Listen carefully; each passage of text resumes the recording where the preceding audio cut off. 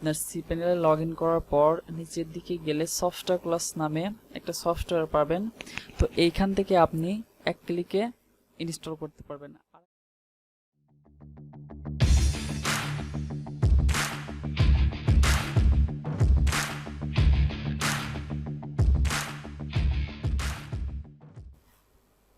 আসসালামু আলাইকুম। আজকের ভিডিওতে আমি আপনাদেরকে দেখাবো আপনারা কিভাবে লাইভ সার্ভার অর্থাৎ আপনাদের cPanel এ ওয়ার্ডপ্রেস ইনস্টল করবেন। তো ওয়ার্ডপ্রেস মূলত দুইটা পদ্ধতিতে cPanel এ ইনস্টল করা যায়। সেটা হচ্ছে প্রথমত আপনি এক ক্লিকে ইনস্টল করে ফেলতে পারবেন।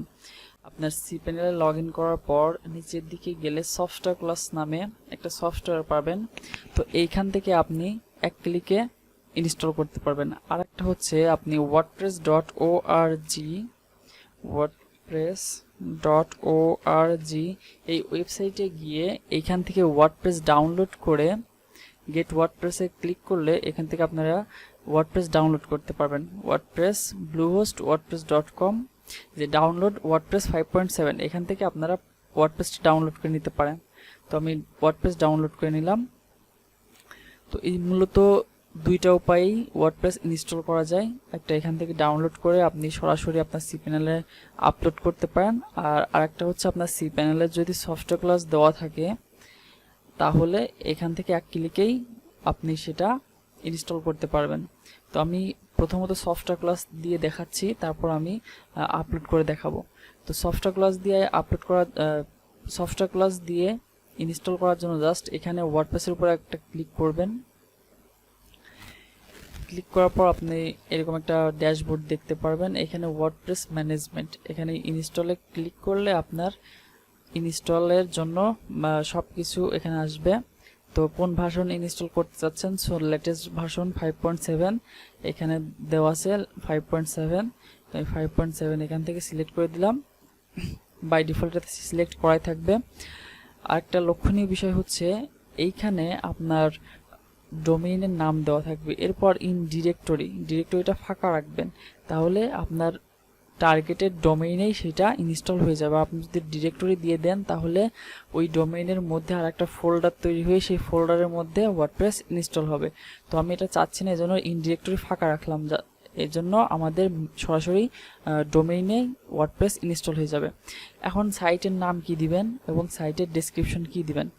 যেমন এইখানে আসলে সাইটের নাম দিয়েছে ওয়ার্ডপ্রেস, ডাউনলোড wordpress.org দুইটা জিনিস দেওয়া আছে। সো এই সাইটের নাম যেটা দিবেন সেটা এই টপ বারে এখানে লেখা দেখতে পারবেন, এবং এখানে ধরলে নিচে যে wordpress.org আসতেছে এটা হচ্ছে আপনার সাইটের ডেসক্রিপশন। এই দুটো আপনারা এখান থেকে দিয়ে দিতে পারবেন। দিয়ে দেওয়ার পরে অবশ্যই এখানে অ্যাডমিন এবং একটা পাসওয়ার্ড সিলেক্ট করে দিতে হবে। আমি তো একটা পাসওয়ার্ড দিয়ে দেই। আমি একটা পাসওয়ার্ড দিয়ে দিলাম।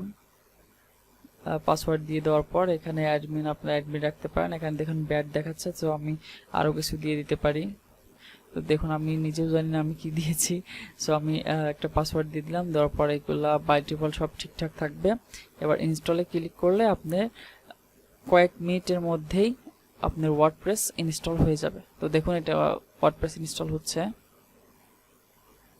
তো দেখুন আমাদের ওয়ার্ডপ্রেস ইনস্টল হয়ে গেছে। আমি এখান থেকে WP অ্যাডমিন এখানে ক্লিক করলে সরাসরি আমি আমাদের যেই ড্যাশবোর্ডটা আছে সেই ড্যাশবোর্ডে যেতে পারবো। ওয়ার্ডপ্রেসের ড্যাশবোর্ডে আমরা চলে এসেছি। এখন যদি আমি এই সাইটটা ভিজিট করি তাহলে দেখবো আমার এখানে কিছুই নাই, 2019 থিমটা অ্যাক্টিভ আছে, আর কিছুই দেওয়ার নেই। এই হচ্ছে সফটাক্লাসের মাধ্যমে ওয়ার্ডপ্রেস ইনস্টল করা। আপনারা চাইলে যেই ওয়ার্ডপ্রেসটা এখান থেকে ডাউনলোড করবেন সেটাও আপনারা ইনস্টল করতে পারেন। তো তার জন্য আপনাদেরকে cPanel এ গিয়ে আগে একটি ডাটাবেস ক্রিয়েট করে নিতে হবে। তো ডাটাবেস কিভাবে ক্রিয়েট করবেন, তো আমি তার আগে আরেকটা সাবডোমেইন করে রাখি। সাবডোমেইন করতে আপনার এখান থেকে ডোমেইন অপশনে গেলে এখানে লেখা আসবে সাবডোমেইন।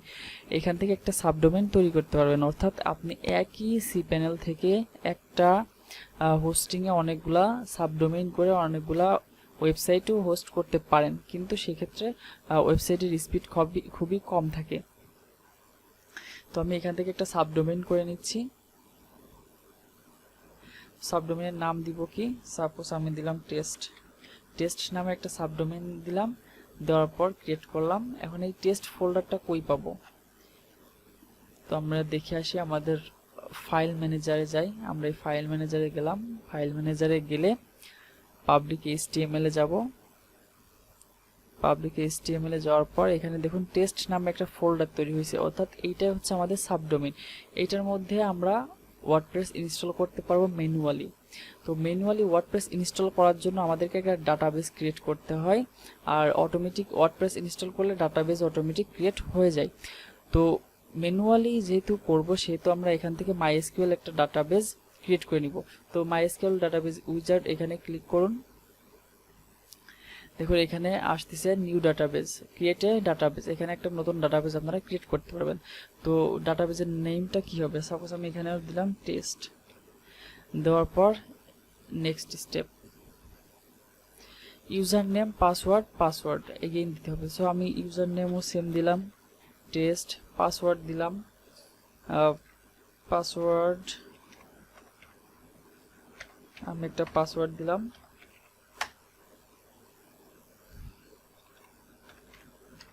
অবশ্যই পাসওয়ার্ডটা মনে রাখবেন। দেওয়ার পর আমি এখানে ক্রিয়েট ইউজার করলাম। ক্রিয়েট ইউজার করার পর এখান থেকে অল প্রিভিলেজ অপশনটা সিলেক্ট করে দিবেন, দেওয়ার পর নেক্সট স্টেপ দিবেন। এখন আমাদের একটা ডাটাবেসও ক্রিয়েট হয়ে গেছে। সো আমরা আবার চলে যাচ্ছি আমাদের যেই টেস্ট সাবডোমেনটা করেছিলাম। তো টেস্ট সাবডোমেনের মধ্যে আমরা ওপেন করি, সে টেস্ট সাবডোমেনটা ওপেন করার পর এইখানে আমরা আপলোড করব। আপলোড অপশনে গিয়ে সিলেক্ট ফাইল, আমি যেই ওয়ার্ডপ্রেস ডাউনলোড করছি সেই ওয়ার্ডপ্রেসটা আমি এখানে আপলোড করে দিব। দেখুন আমার এখনো ডাউনলোড হয় নাই, সো আমার আগে যেইটা ডাউনলোড করা আছে আমি সেটাই দিয়ে দিই এখানে।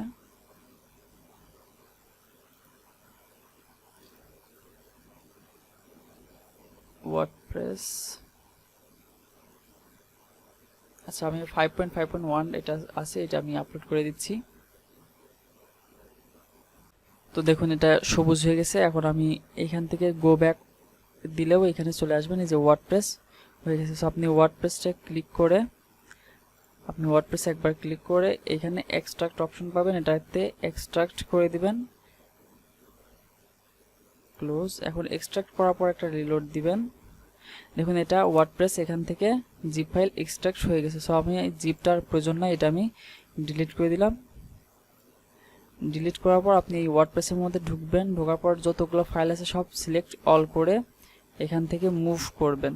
তো আমি এখান থেকে মুভ করি, মুভে গিয়ে তো আমার টেস্টের পরে যে ওয়ার্ডপ্রেস আর একটা ফোল্ডার তৈরি হয়েছে সেই ফোল্ডারের মধ্যে আছে। সো আমি এই ওয়ার্ডপ্রেসটাকে কেটে দিলাম, দেওয়ার পর এখন এই টেস্ট ফোল্ডারের মধ্যে দিয়ে দিলাম। তাহলে আমার সাবডোমেনের মধ্যে ওয়ার্ডপ্রেসটা চলে গেল। দেখুন এখানে সব চলে আসছে। এখন যদি আমি এই সাবডোমেনে ভিজিট করি test.webrias.com, তো দেখুন এখানে ওয়ার্ডপ্রেসের সেটআপের জন্য অনেকগুলা অপশন আসবে। এখানে আপনার ল্যাঙ্গুয়েজটাকে সিলেক্ট করতে হবে, তারপর কন্টিনিউ। এখানে দেখুন আমরা যে ডাটাবেসটা তৈরি করছিলাম সেই ডাটাবেসটা এখানে কানেক্ট করতে হবে। ডাটাবেসের নাম, ইউজার নেম, পাসওয়ার্ড সবগুলো দিয়ে এখানে কানেক্ট করতে হবে। তো আমি সবগুলো তো মনে রাখছি। Let's go database name. আমাদের ডাটাবেসের নামটা ছিল কি, ওয়েব্রিয়াস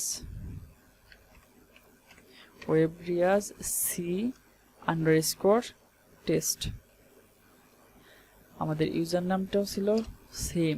সো আমি এটাকে কপি করে ইউজার নেমে পেস্ট করি। পাসওয়ার্ড যেটা দিছিলাম সেই পাসওয়ার্ডটা দিয়ে দিবেন সবাই। তো আমি এই পাসওয়ার্ডটা দিছিলাম 0।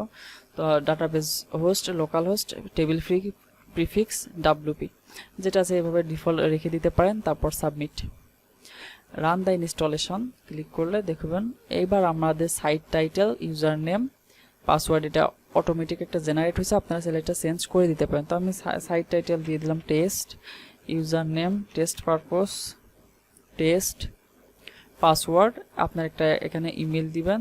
দেওয়ার পর সার্চ ইঞ্জিন ডিসকরেজ, এইটা করলে কি হবে, আপনার ওয়েবসাইটটা যতদিন না সার্চ ইঞ্জিন অন করবেন ততদিন গুগলে ইন্ডেক্সিং হবে না।